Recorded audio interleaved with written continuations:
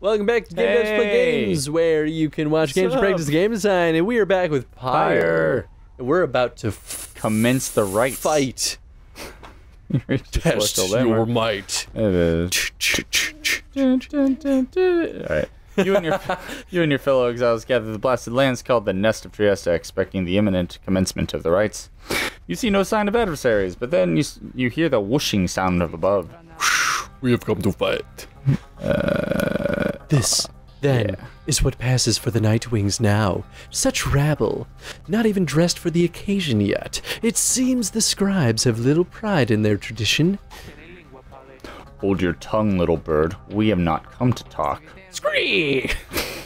No, you have come on behalf of your commonwealth. Mark well my words, you honored filth. Horned filth. I think that's an important distinction. Sorry. No, that was a very important distinction. When at last we freed ourselves, your home shall burn. Ooh.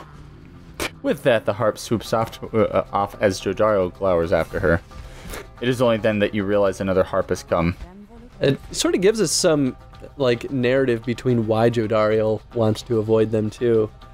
This is, like, the most development we've actually got to have with her character. Yeah. It's important. I'll take it. I mean, unless you want it. You have all the NPCs so far, like, it's all you. You can do this one. Alright. She's quite serious, I assure you. I can help you sort her out. It is our mutual interest. You know not of my interest. Let's give it another shot. Hi, my name's Pyre Thane. She appears to be one of the winged harps of the Highwind Ravens, now bound in exile. She gonna be the one that joins us? Maybe. The surly one back there, that was my blood sister. No need to judge her harshly, though. We've only met just now. Though I must say, something about you reminds me of her. How dare you implicate that I have anything in common with your ilk? Just then, Hedwyn shows up and to intervene. He whispers something to Jodariel. Hey, look, it's a winged person. Oh, wow, that's crazy. You should know, Hedwyn, you cannot be serious. Oh, that was my... Oh, sorry, yeah. Oh. Yeah, no, yeah. You're good. Jody, I'm asking you to trust me on this one. Am I perhaps interrupting something? Say, by the by, however, did you make it all the way out across the sea? Didn't see you flying. Trust is something I'm loath to give away, Hedwyn, but you have set our course thus far, and I've followed, so do as you must. That sandalwood had better have an explanation for all this. Jodariel storms off as Hedwyn turns to you. What's your take on this one, my friend? Our informant wants someone for each mask. I hadn't expected we'd run into a harp, yet here she is. What are you getting from her? You turn your attention toward Pyre, who had been watching with bemused interest.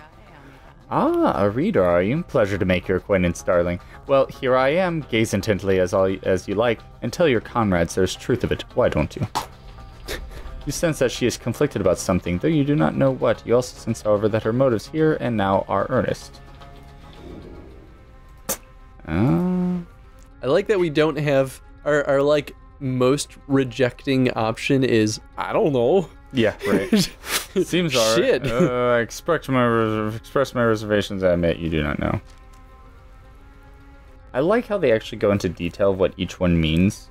Like, you ever play other like games of dialogue where you're like, what does you choose this an mean? option, you're like, what are you gonna do about this? And you're like, you choose the option that's like, don't deal with it, and then your character's like, I will bring doom upon you with my nuclear missiles. You're like, that is not what I picked. Yeah, anyway, so you believe her. It may be that training, or maybe that her training gives her some resistance to your scrutiny. So even like right there, it's like you express your reservations because you have no idea, you can't read her. Having only met her, you cannot sense whether to trust her and defer to Hedwyn. And Hedwyn's gonna be like, well, I guess we have to trust you. Right. Interesting. Defer to Hedwyn. You tell Hedwyn that you cannot adequately judge Pyre just yet. While you have certain reservations, you do defer to him on this one. I understand, my friend, and I appreciate your backup on this one. Above all, I need to give Sandalwood the benefit of the doubt, which means doing the same thing right now for Pyre.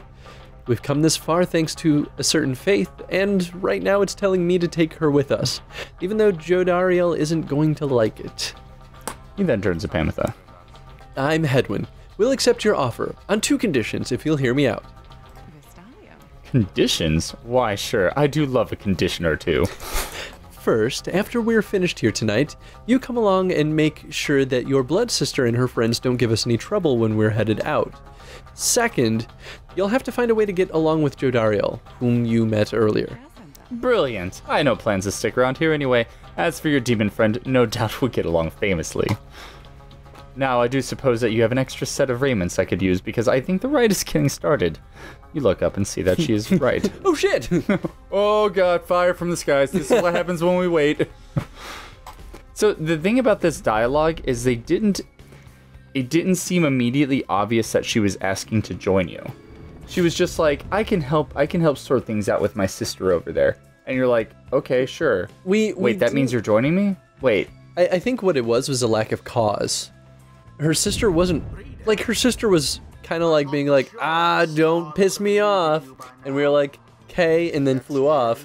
And then in response, it's like, don't piss her off, so we're gonna have your sister join, I guess? Yeah, like, we have little cause to trust her sister, but also the first one wasn't giving us enough reason to worry? Yeah. It's probably the weakest moment I've seen in the game. I agree. And maybe, I mean, is it any different if we had gone to their village? Do we just, like, encounter them there? Not in the least. In fact, you still lose -4 hope. It's just like, he's just like, everybody wait here. I'm going to go talk to them at the village. And he comes back. He's like, yeah, we're cool. So you don't even, like, get to go to the village and talk to anyone. From the distance, you observe Pamitha, now clad in Nightwing's raiments, heads toward you and the adversaries in right. She looks so cool, though. I was going to say, she looks pretty awesome. I love that their arms are their wings, and obviously they are harpies. And so far, from what I've noticed, they're all women, or so they seem like it. I mean, we've only seen 2 thus far. That's true. But... You? What sort of heathen harp would dare take a wing against us? Your new companion then loosens the bindings on her mask. Hello there, Tamitha. Tamitha and Pamitha. Tamitha's definitely like stares back at her a while before responding. What in the saint's name are you doing here with them? Doubtless to come dig your talons in my back again. No, sister, I've come to have a word with you. Save it. I cannot help but share your poisoned blood, but I shan't ever count you as my sister. You expect me to believe that you came all this way for a talk? You waste your time as ever. What's life if not a waste of time, dear sister? Give me a chance, why don't you? What do you even have to lose anymore? Besides, I've come a long way. Silence. You haven't come here. You shan't have come here, and the time for talk is long since past. If only you could see yourself, again, consorting with my enemies. Fine then, savor their defeat, but I warn you, stay away from me. Pamitha says nothing more as her blood sister turns away again. Sibling rivalry, da-da-da. Pamitha gets your attention. Listen to me, reader darling. The rest of you are ill-equipped to navigate this place. Let me conduct the ride on your behalf, and my wings will bring you victory. Does she fly? Dear lady, your words ring true. This knight is flattered that you have not eaten him, as a tendency of your kind. This knight hereby volunteers his post in the triumphant for thee. Sir Gimlin refuses to participate in the rite this night so that Pamitha can face her sister. Okay, so let's talk about this for a second. I know that, because I'm not going to really be able to talk about it once we're playing. I'm going to be like, playing a game. But, so those holes right there, you die if you jump in them or anything like that. And Sir Gilman is just bad at this stage. That said, because of that, in the story mode, they don't let you you can't play him here. And I forgot that's how they did it, but it's strange. We just got him. We actually haven't got to use him yet. Yeah, it seems like a disservice to give him to us and then not let us use him. Yeah. And, like, we got to experiment with his combat mechanics with that tutorial-esque part, but that wasn't a right. Yeah. I feel ultimately it was like maybe they had to cut a part, and this is the part they cut. It kind of feels like that. Maybe, or it could have even been a balance thing, right? Maybe he was normally supposed to be available here, and you don't get the harp lady until after this match, kind of like with Gilman. Right. But maybe they realized that this stage was hugely unbalanced against Gilman. Yeah. And they were like, we need players to not... are going to want to use Gilman. Exactly. So they're going to, and they're going to be upset. It's very possible. You observe the treacherous terrain. Pamitha should be better suited to the rites here than the rest of you. All right. Yeah, all right. So, I think we choose her first, I guess. I'm thinking that it's the latter, because they're really like pushing that she's better suited for this stage. Like, use her. Just use her. And so we're going to experience how awesome she is. I like her character very, very much. And this thing right here is going to be great. It is interesting, too, that they throw her into the party and we have no concept of how she works. Yeah. I mean, I guess maybe the sequence might be, like, easy enough or start off easy enough to figure her out. Mm-hmm. I also like that everything she says is just, like, you cannot trust her. You trust her less than Rookie. Yeah. Why? I thought you never asked then, darling. I accept. Like, you sound so shady. You're Faye. Like she's Faye from Cowboy Bebop. You don't trust anything the woman says. If the little bird is going to conduct the rite for us, then I shall not. So, we have to choose one, and we cannot choose the other two. Which Joe Dario would probably also be not very good for this stage. So, we haven't used Headwind in a while, and he has some bonus experience coming to him because we haven't used him in a while, so we're going to. Yeah, if you don't use them, then they get that little boost there. That's kind of nice. Who else should we use? Does that boost only actually blip? Like, does that only fill in after they've earned any experience? Yeah. That makes sense. That way they can't, like, randomly just level up behind the scenes. Yeah. Which wouldn't make any sense. Like, but you're not. Okay. Yeah, I mean, after every fight, they still get, like, 150 just for not even participate, just, like, watching, I guess. So they don't get the green part, though. Anyway, so we're going to use him. We're going to use Tizo here. Yes! Tizo. After being banished by an adversary, plus 30% chance to return. Sure. And let's see, Tizo. Yeah, plus 2 quickness or this thing I don't care much for. So, plus 2 quickness it is. Yeah, still pretty solid. Else. Oh, no. Wait, no, better. Way better. Every time he kills somebody, you get a plus 1 gold. And then once he gets to, Oh, I forgot about that. It's like, you just kind of forget about it, but it's an economy item, and so obviously I want to use it. Yeah, that's probably a good one to upgrade early, because then you just get more money. Yeah, but how it upgrades is it's how many times you get to use it per ride.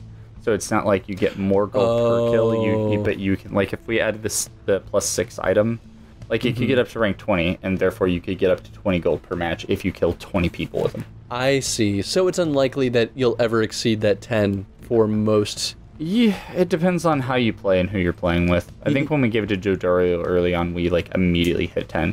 Yeah, I guess, like, if you're choosing to use that character as your main offensive unit, then you could do it. He promises to do his best against the Essence. You better. Which is the name of the peeps. Headwind. You can count on me, my friend. All right. Thanks, buddy. Come then, sister. Perhaps we shall finish here. You'll spare a moment of your time. I shan't be tricked again by you, Pamitha. How poetic that we meet here in the downside. I can think of nowhere else that I would rather see you rot for what you did to our people and to me. Interesting. So this is their first time reuniting. Yeah, since the Pamitha, who's joining us, is a traitor, or so it seems. Yeah. Pamitha seems to sense your presence and then catches your attention. Hello there, reader darling. If I'm to be at your mercy in all this, I'd like to very much if you could minimize how often I am to wallow in a state of banishment. Quickly, let me show you what my sister, the Highwing Remnants, can do. Sisters. Yeah, I definitely don't trust her, especially after that interaction. Boom, boom, boom. So she can fly. Like, she kind of seemed schemy before, but now I'm like, she's just trying to get out of this because she probably killed a bunch of people. But, you know, for the Commonwealth. I mean, I guess it makes sense, though, that we'd have villainous people drawn to our cause, too. Because if we seem like we're on the winning side, people can be like, well, I want to join this party. So here is what makes her so amazing, besides her flying. When you go to cast her aura... Ooh, she casts herself. And when she's tackling, she can't be banished. So people are shooting her, she can tackle against them, go over their shot, and kill them. I'm glad that they're doing this little tutorial thing here. This is I didn't expect this, but that's kind of nice. Mm-hmm. See, darling, we Harps, we're not so bad. Now I suppose we'd better get to work, Just don't underestimate Tamitha over there. I trust you. I trust you'll do your best you can. To the skies, sisters. Talon formation. Hop, hop, hop, hop. Hop, hop, hop, hop. Although her aura is like weird. It's like not circular, which is kind of crazy. Oh. Boom. Oh, I see. So you have to jump in order to hit them. That's tricky. I feel like that gives them a pretty huge advantage. Like, if... What? What happened? I don't understand. Tiso... oh, this is you. Tiso, was it? Tell me something. You know how to fly. Yeah. Flutter. Flutter. Then listen up. My blood sister's there. She'll swoop right past you if you're careless, but we Harps simply cannot get much altitude down here. So, if she goes for an unfair trick, just jump for it and catch her in the act. She always hated it when I used to do that to her. I like that they're trying to like make sure you understand how to get them. I feel like it's kind of obvious though. Like, as soon as you fall under it, under one of them, you're like, oh, I can't get them because they're flying. Do you have to, is there like a mechanic that you have to swoop low in order to get the orb? No. Oh, man. Wait, what was that again? Is there a mechanic that what? Do you have to like swoop low to the ground in order to pick up the orb? Because it seems like you can traverse on two heights, like low and high. Or is that just automatic? Kind of automatic. Like when they're like, when they're flying, they're not really flying. Oh boy, oh yeah, that was bad of me. Smooth. Ah, juked, but it wasn't enough. Yeah, the harps are interesting. Boom, tricked you. Come on. She also has a pretty, like she has a glory of 20. Which is pretty good. A lot of fast characters have like 15, so because she's not really a fast character, but she's very like strangely aggressive. She bides her time. Yeah, she's not fast, but she's agile because she can fly, which makes her a lot more dynamic on the field. Can she fly over? That was a good hit. Can she fly over obstacles like things like physical barriers, like those little spike things? Don't actually know. I think she can. I mean, it makes sense, right? Like, you just fly a little bit higher and then you're over it. Yeah, I don't know. I feel like... Oh boy, I did not. What's the disadvantage of the harps? Oh, Oh, you like pushed it in? No, she just flies like literally right over your character. Ah. Oh. Ooh. Ah. The disadvantage is they're slow. I guess that's fair. They're not really much slower though than some of your other characters. From what I can see anyway. Let's see. They can be faster. Like when there's a upgrade for when you're flying, you can get faster. I guess the reason I ask is because it almost seems like they're just all around better characters than a lot of the, at least the starting characters that you had. I guess maybe their level up abilities might be where they compromise. Yeah, I'm pretty sure like last time I looked at her level up abilities, I wasn't like super impressed by it. Okay, so maybe that's what it is. Like, they start really strong, but they have a low ceiling, whereas most of the rest of the characters have a very high ceiling. Yeah, I could see that being the balance to making the player want to, like, not just always use one. I mean, there's also to say, like, they're not actually all around better than everybody else. Everybody else has some benefit to them. That's true. So Headwind's upgrades, like, make him a really good leader. He also has, like, I think the best aura casting. He's, like, a longer, wider range killer. Plus, he's just, like, he doesn't really have weakness. He's decently fast, he's decently aggressive, etc. Jadariel's very, very, very slow, but she has a huge aura and also very wide cast, and she can knock them around. But that's why I think the harps are potentially overpowered because they fly. They just auras don't affect them. The harps are important because they teach you that when they're flying, you can jump into them to knock the orb out. And like normally, that was up until now that hasn't really been a mechanic that's been explored. But it happens for everybody. The best way to get to the orb is to jump into it, and the only way to counter that is to jump into the person who's jumping. Yeah. So it's more about, I guess, just like teaching you the mechanics of like a more advanced mechanic, but just jumping into it, countering them. Anyway, damn you, Pamitha. You are no true Thayan. To think that you have the gall to call me sister, still after everything you wrought upon us. A feared clan of the High Wing remnants, Pamitha and Tamitha are its surviving members. I hate to break it to you, Tamitha, but I don't think my actions, however much they hurt you, had any effect on our familiar status. Look, I know I wronged you. That's why I'm here. You know I'm on my... You don't know my side of the story. Your side of the story? If I wanted to hear more lies and deceptions, I ought to have asked the Commonwealth to stay my sentence for a while. Well, if you have come all this way to face me, Pamitha, then come and do it.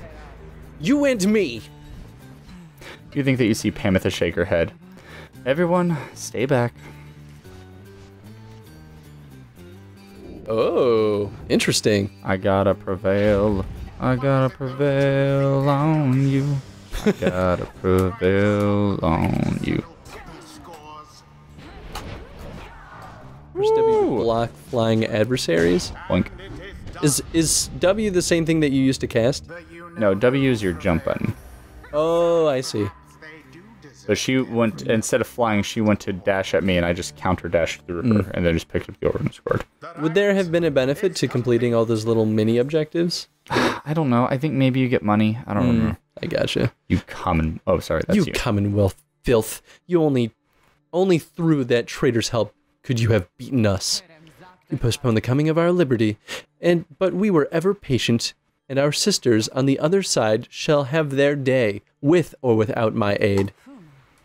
Tamitha, wait, please. You found good company there, Pamitha. May you wither here with them. I hope sincerely that we shan't ever meet again. Tamitha stands motionless as her blood sister departs. Tizo is trying to let Pamitha know the others are returning to the wagon. Sure, I don't see why not. Cool. Oh man, I think all three of these characters are going to gain levels. Well, not her, but... Nice. I used to think the scribes were just stuff of stories, but all this, they're doing, yeah, sure. Alright, well, we're well over time, but I wanted to finish the battle before we ended the episode. Question of the day, what are your thoughts on the harp mechanics? I still am not totally convinced that they're not overpowered, but I think we have more to see from them to really come to that conclusion. But yeah, how do they fit into the design, and maybe how do they fit into the game balance so far? I was listening. Yeah, that's a good question. It was a good question. Thank you for watching, everyone. Share your thoughts in the comment section below, and we will see you in the next episode. Bye. Bye.